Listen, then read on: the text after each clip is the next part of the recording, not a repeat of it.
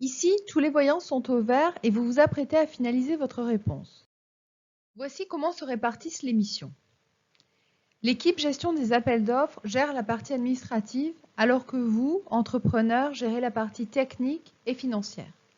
Dans le détail, l'équipe gestion des appels d'offres s'occupe des pièces administratives récurrentes telles que le cabis de moins de 3 mois, l'assurance, document de présentation de COP Alpha, mais vous complétez les formulaires de déclaration DC1 et DC2. Ouvrons une parenthèse, le DC1 et DC2 devraient bientôt être remplacés par le DUM, le document unique de marché européen. Concernant le délai de transmission à l'équipe de gestion des appels d'offres, si la réponse est dématérialisée, le dossier doit être transmis au moins 3 jours avant la date limite de remise des offres. Si la réponse est attendue par voie postale, alors il convient de transmettre votre dossier à l'équipe gestion des appels d'offres 7 jours avant la date limite de remise des offres.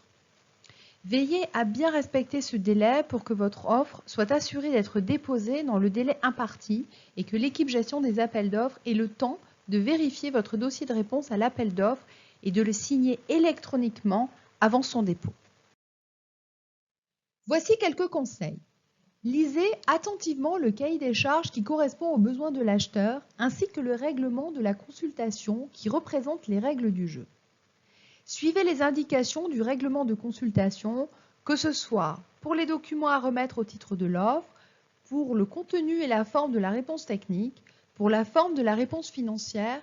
Fournissez un devis uniquement si l'acheteur ne vous a pas fourni un cadre financier, comme par exemple un bordereau de prix unique ou un cadre de décomposition du prix global et forfaitaire. Regardez les critères de jugement qui peuvent vous donner des indices précieux.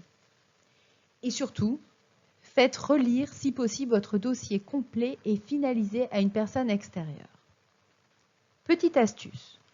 Dans le cas où l'acheteur public ne vous fournit pas de cadre de mémoire technique à remplir ou ne vous indique pas comment formaliser votre réponse, vous pouvez reprendre la déclinaison des critères de jugement indiqués dans le dossier de consultation pour établir le plan de votre mémoire technique.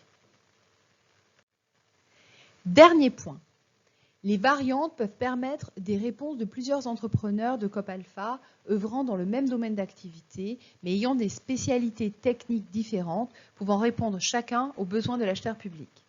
C'est une fois de plus le collectif qui sera mis en avant. Maintenant, les erreurs à éviter. Faire un copier-coller de précédents dossiers, répondre à sa manière sans tenir compte des exigences techniques de l'acheteur, ne pas poser de questions à l'acheteur alors que l'on a des interrogations sur son besoin, notamment sur la compréhension du cahier des charges, proposer des variantes alors que cela n'est pas autorisé, remettre son offre sans l'avoir relue avant de la déposer, ou répondre individuellement alors que plusieurs entrepreneurs pouvaient se positionner. Nous vous remercions de respecter quelques bonnes pratiques. Ne mettez pas l'équipe gestion des appels d'offres en copie des échanges de mails pendant tout le temps du montage du dossier. Cela évitera de noyer la messagerie. L'équipe gestion des appels d'offres ne déposera pas un dossier qui aura été remis la veille de la deadline de dépôt ou des documents remaniés le jour même. Dernier point, et non des moindres, l'équipe gestion des appels d'offres ne doit pas s'adapter aux vacances de celles et ceux qui répondent à un appel d'offres et nous vous en remercions.